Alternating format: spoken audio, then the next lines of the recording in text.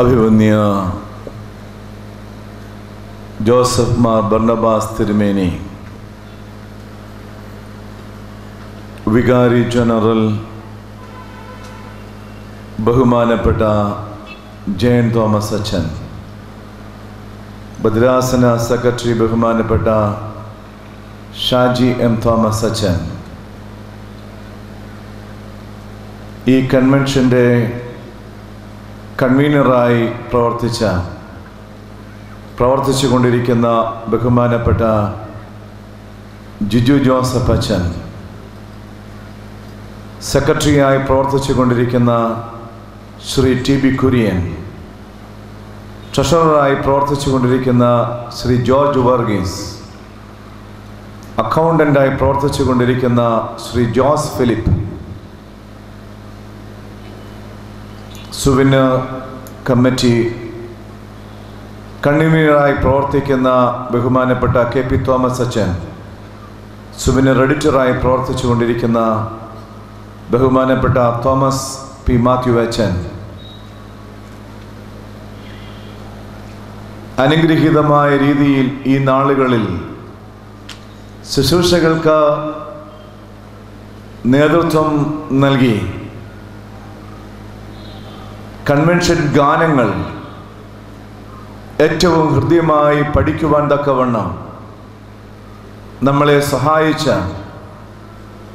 ഗാന ശുശ്രൂഷകൾക്ക് നേതൃത്വം നൽകിയ ബഹുമാനപ്പെട്ട ഗീവർഗീസ് മാത്യു അച്ഛൻ്റെയും ബിനു തോമസിൻ്റെയും ശിക്ഷണത്തിൽ അനുഗ്രഹീതമായ രീതിയിൽ പ്രവർത്തിച്ച പ്രിയ കൊയർ അംഗങ്ങൾ, പ്രിയ കുഞ്ഞുങ്ങളെ, പ്രിയ യുവാക്കളെ, യുവതികളെ, പ്രിയ വിശ്വാസ സമൂഹമേ, നിങ്ങൾക്ക് ക്രിസ്തുയേശുവിൽ സ്നേഹവന്ദനം. രൂത്തിന്റെ പുസ്തകം 2-ാം അധ്യായം 1 മുതൽ 9 വരെയുള്ള വാക്യങ്ങളായിരുന്നു കഴിഞ്ഞ വർഷത്തെ സമാപന സമ്മേളനത്തിന് നൽകിയ ദൂത്. ഇന്നും അതേ പുസ്തകം, അതേ അധ്യായം, രൂത്തിന്റെ പുസ്തകം 2-ാം അധ്യായം 10 മുതലുള്ള വാക്യങ്ങൾ, 10 മുതൽ 18 വരെയുള്ള വാക്യങ്ങളാണ് ഇന്നത്തെ ചിന്തയ്ക്ക് അടിസ്ഥാനമായി എടുത്തിരിക്കുന്നത്. അതിൻ്റെ 18-ാമത്തെ വാക്യം, 17-ഉം 18-ഉം, ഇങ്ങനെ അവൾ വൈകുന്നേരം വരെ പെറുക്കിയത് മെതിച്ചപ്പോൾ ഏകദേശം 1 പറ യവം ഉണ്ടായിരുന്നു. അവൾ അതെടുത്തും കൊണ്ട് പട്ടണത്തിലേക്ക് പോയി.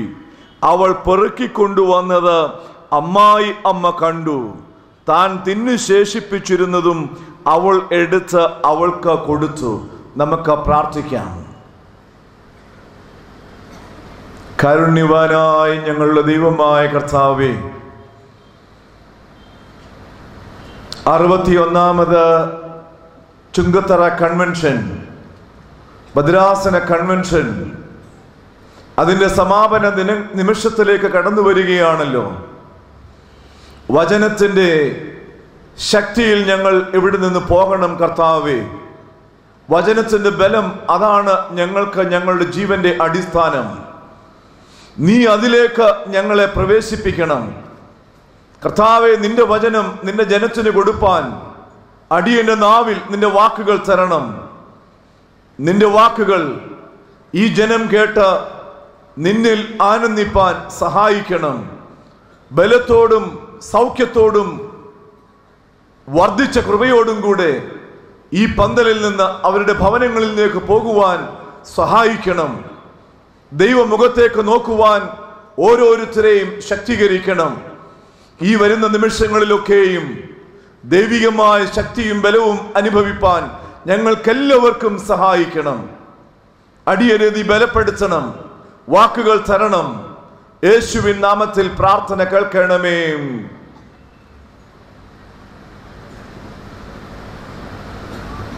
രൂത്തിന്റെ പുസ്തകം 2-ാം അധ്യായം അതിൻ്റെ 17-ാമത്തെ വാക്യം, ഇങ്ങനെ അവൾ വൈകുന്നേരം വരെ പെറുക്കിയത് മെതിച്ചപ്പോൾ ഏകദേശം 1 പറ യവം ഉണ്ടായിരുന്നു. ജീവിതത്തിൻ്റെ പ്രതിസന്ധികൾ, ക്ഷാമം, ദാരിദ്ര്യം, രോഗം, പ്രയാസം, ദുഃഖം ഇവയൊക്കെ ഉണ്ടാകുമ്പോൾ ഒരു വിശ്വാസി, ഒരു ദൈവ പൈതൽ എന്ത് ചെയ്യണമെന്ന് മീക പ്രവാചകന്റെ പുസ്തകം 7-ാം അധ്യായം അതിൻ്റെ 7-ഉം 8-ഉം വാക്യങ്ങളിൽ വളരെ വ്യക്തമായി പ്രതിപാദിച്ചിട്ടുണ്ട്.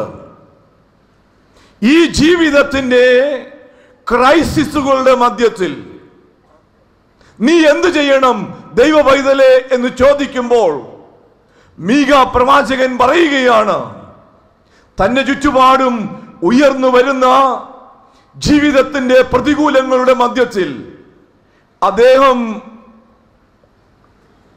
അദ്ദേഹത്തിന്റെ ആത്മീക ജീവിതത്തിന് 5 കാര്യങ്ങളാണ് പറയുന്നത്. ഒന്ന്, ഞാൻ യഹോവയിങ്കലേക്ക് നോക്കും. I will look unto the Lord.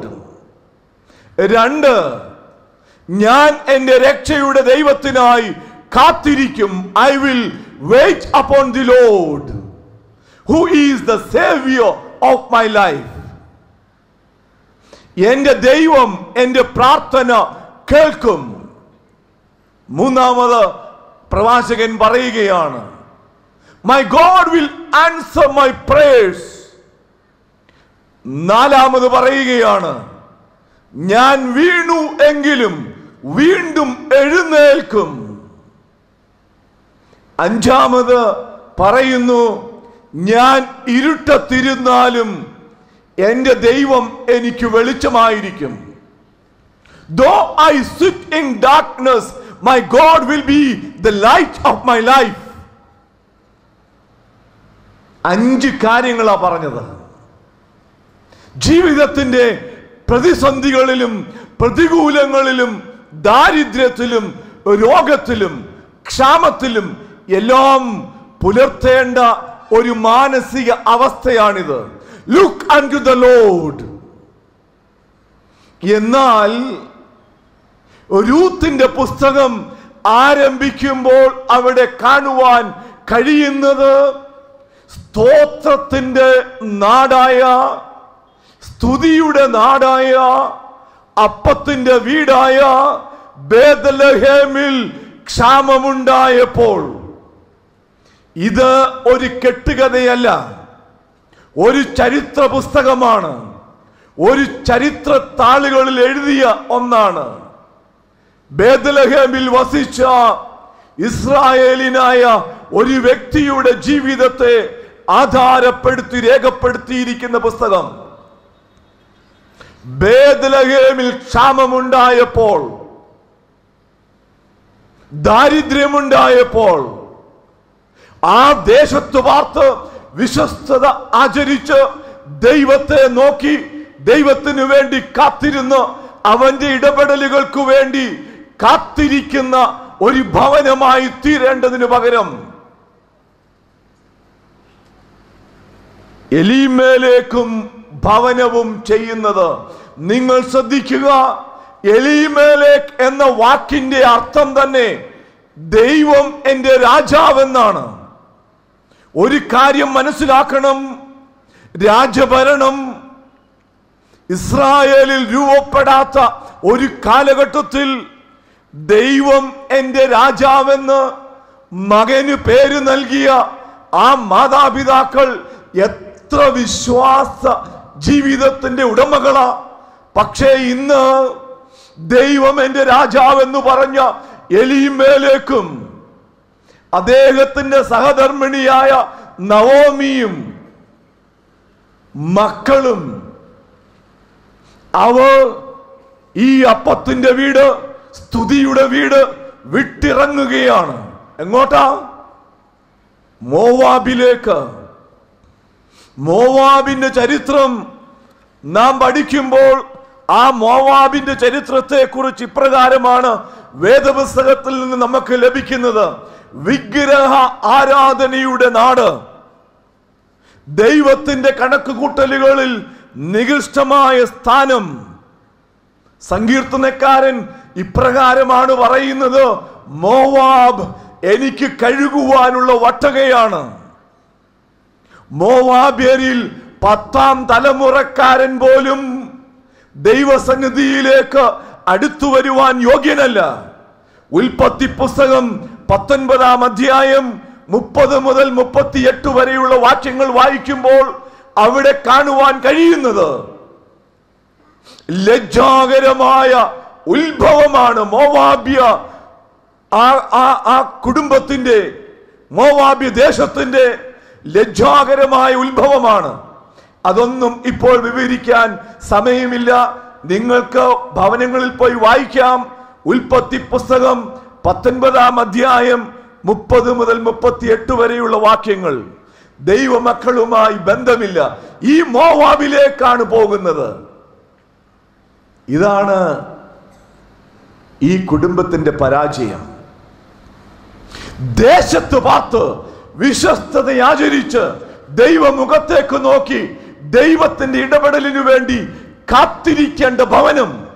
അവൻ എന്റെ പ്രാർത്ഥന കേൾക്കുമെന്നും ഞാൻ വീണുവെങ്കിലും വീണ്ടും എഴുന്നേൽക്കുമെന്നും ഞാൻ ഇരുട്ടത്തിരുന്നാൽ അവൻ എന്റെ വെളിച്ചമാണെന്നും ഹൃദയം കൊണ്ടും മനസ്സുകൊണ്ടും ആത്മാവ് കൊണ്ടും വിശ്വസിക്കേണ്ട ഭവനം ഇപ്പോൾ സ്തുതിയുടെയും സ്തോത്രത്തിന്റെയും ദേശത്ത് നിന്ന്, അപ്പത്തിന്റെ ഭവനത്തിൽ നിന്ന് അവർ മോവാബിലേക്ക് പോകുകയാണ്. പ്രിയമക്കളെ, ഞാൻ പെട്ടെന്ന് ചില ചിന്തകൾ പറഞ്ഞ് ഓടിച്ചു പോകാം. If our eyes are set on worldly richness, death is the result. നമ്മുടെ കണ്ണുകളും നമ്മുടെ ഹൃദയങ്ങളും നമ്മുടെ കാതുകളും ഈ ലോകത്തിന്റെ ധനത്തിലാണ് ആശ്രയിച്ച് മുൻപോട്ട് പോകുന്നതെങ്കിൽ മരണം നിശ്ചയം. എന്താ സംഭവിച്ചത്? നിങ്ങൾ ഒരു കാര്യം കൂടി മനസ്സിലാക്കണം. ദൈവജനത്തിന് ക്ഷാമവും ദാരിദ്ര്യവും നേരിട്ടപ്പോൾ മോവാബ്യ ദേശത്ത് സമൃദ്ധിയുണ്ട്. ഇതെന്നും ലോകത്തിന് കൊടുക്കുന്ന ഒരു പാഠമാണ്.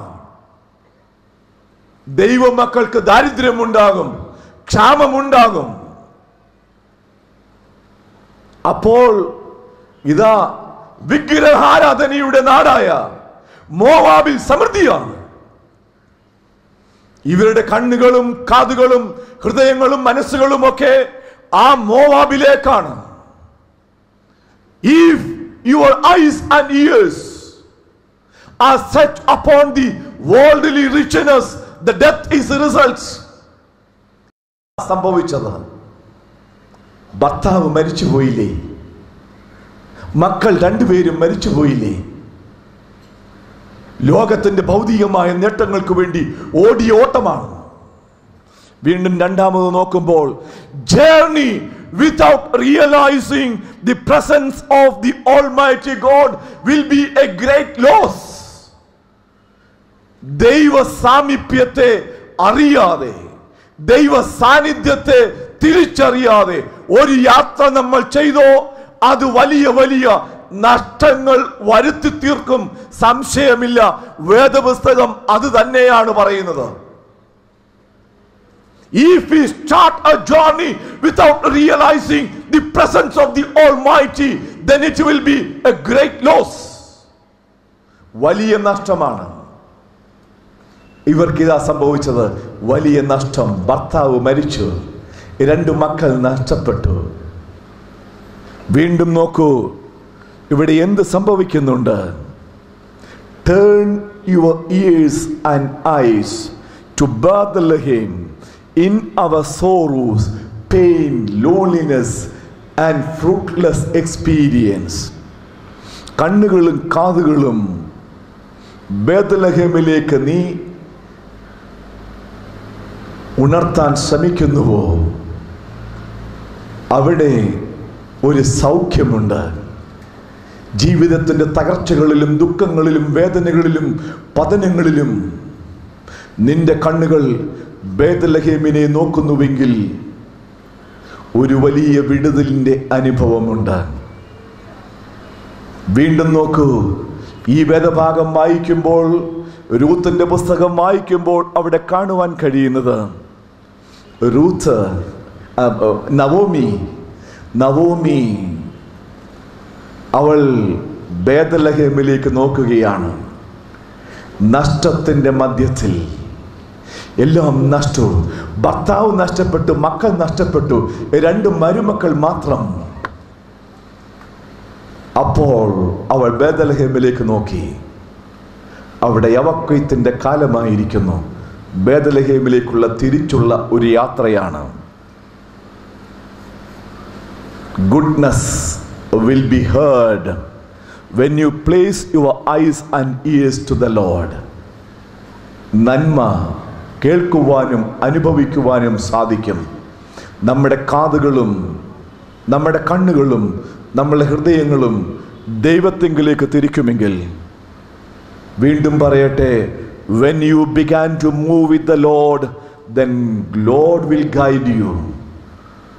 നീ ദൈവത്തോടുകൂടെ യാത്ര തിരിക്കുവാൻ ആഗ്രഹിക്കുന്നുവെങ്കിൽ, യാത്ര തിരിക്കുന്നുവെങ്കിൽ, ആ യാത്രയിൽ നിന്നെ ഗൈഡ് ചെയ്യുന്നത് അവൻ മാത്രമായിരിക്കും.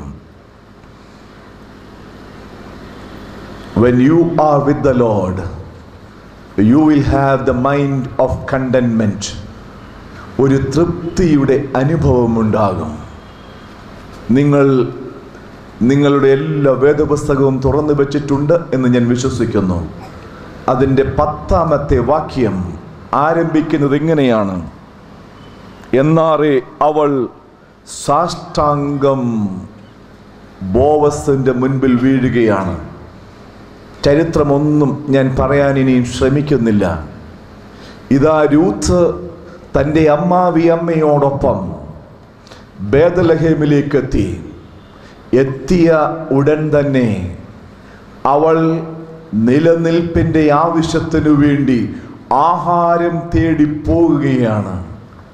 അവൾ എത്തിച്ചേരുന്നത് ബോവസിന്റെ ഭവനത്തിലാണ്. Boaz is the prototype of Jesus Christ. യേശു ക്രിസ്തുവിൻ്റെ ഒരു പ്രതിരൂപമാണ് ഈ ബോവസ്. നോക്ക്, അവിടെ അവൾ ചെയ്യുന്ന ഒരു പ്രവർത്തനമുണ്ട്. ഈ ബോവസിന്റെ മുൻപിൽ അവൾ സാഷ്ടാംഗം വീഴുകയാണ്. എന്താ അതിൻ്റെ അർത്ഥം? സാഷ്ടാംഗം വീഴുക.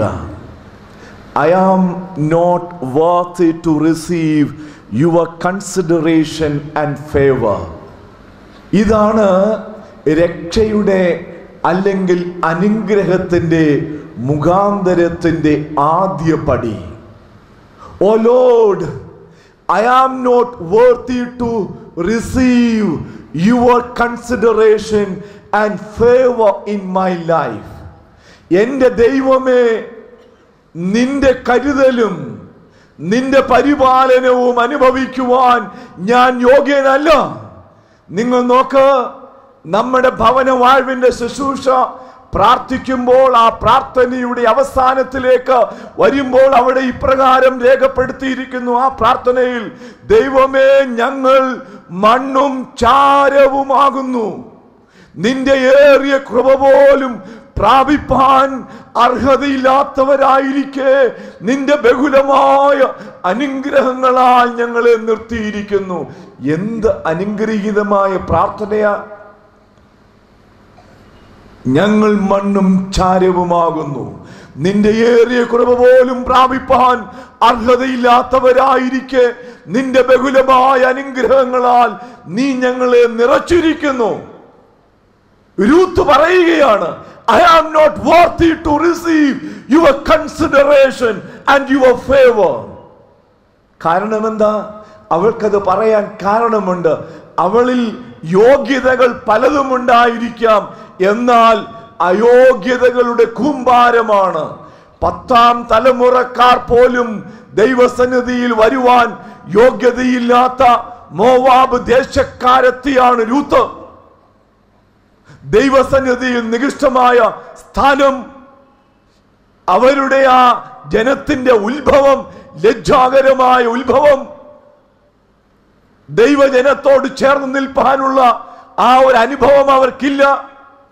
അങ്ങനെയുള്ള ആ ഒരു ജീവിത സാഹചര്യത്തിന്റെ മുൻപിൽ നിൽക്കുമ്പോൾ അനുഗ്രഹത്തിന്റെ 1ാമത്തെ പടിയായി അവൾ പറയുകയാണ്, O Lord, I am not worthy to receive your consideration and your favor.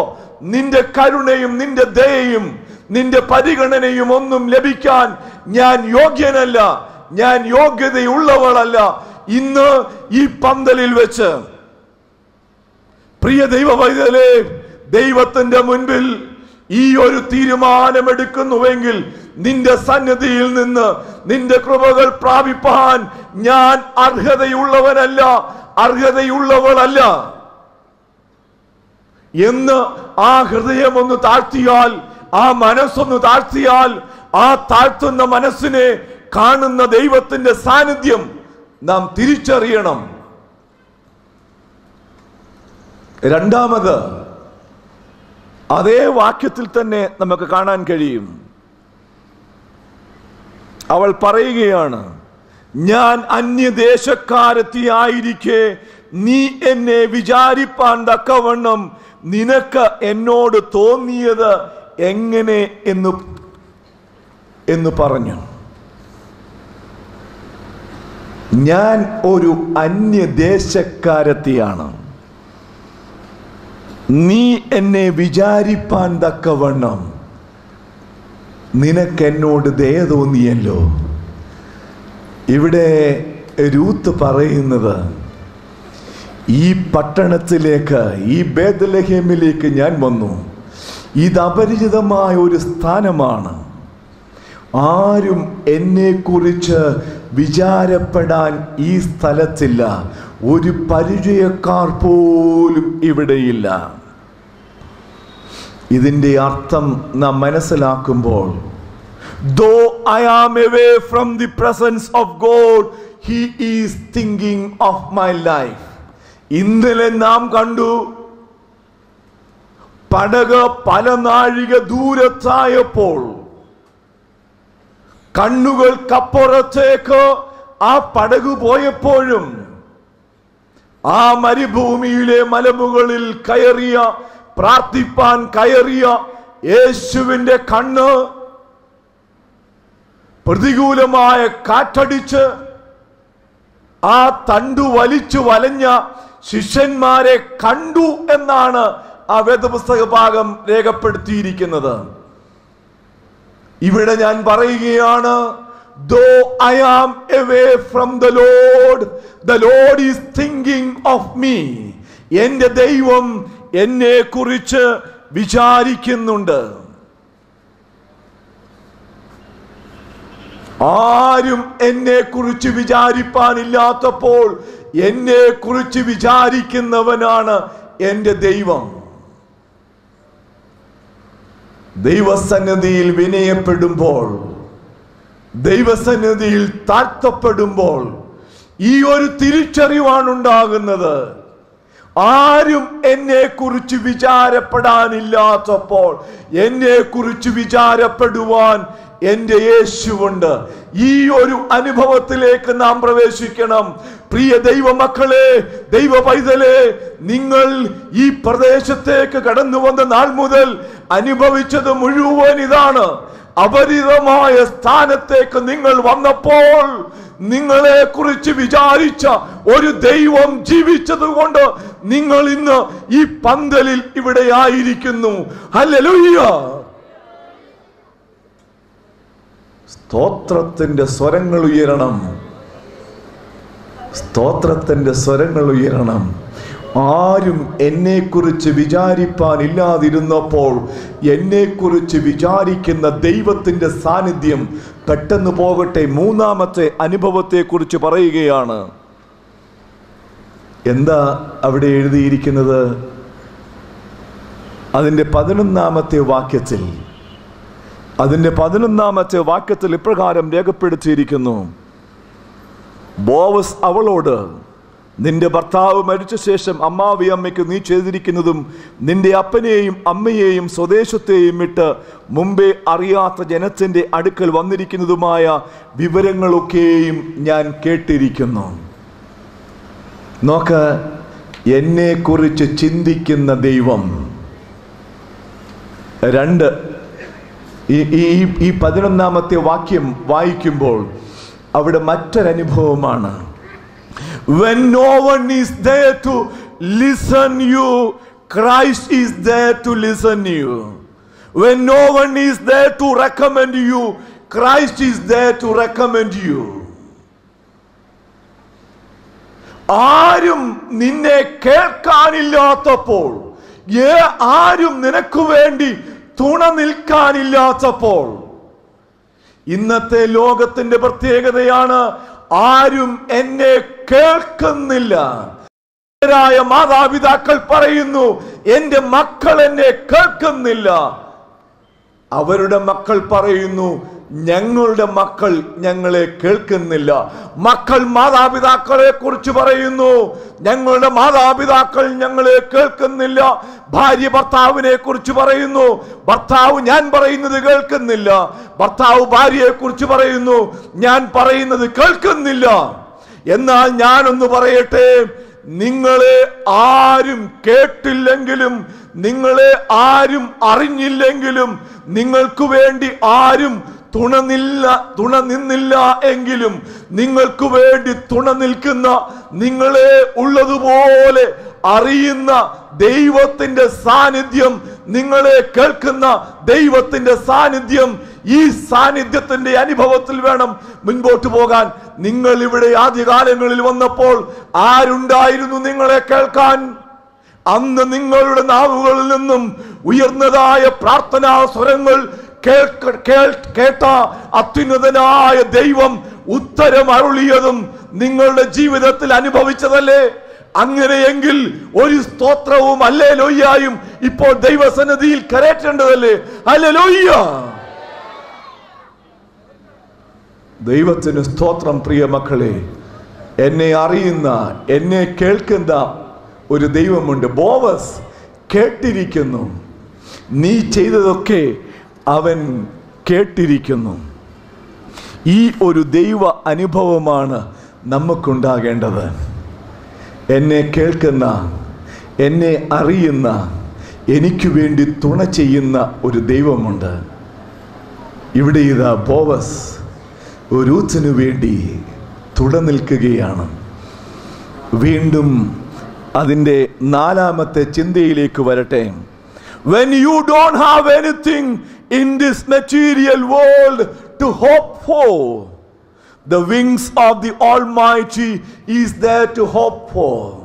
ഈ ലോകത്തിൽ, ഈ ഭൗതിക ലോകത്തിൽ നിങ്ങൾക്ക് ആശ്രയിപ്പാൻ ഒന്നും ഇല്ലാതിരിക്കെ, ആശ്രയിപ്പാൻ തക്കവണ്ണം ദൈവത്തിന്റെ ചിറകിൻ കീഴിലേക്കുള്ള അഭയം പ്രാപിക്കുന്നത് എത്ര അനുഗ്രഹമാണ്.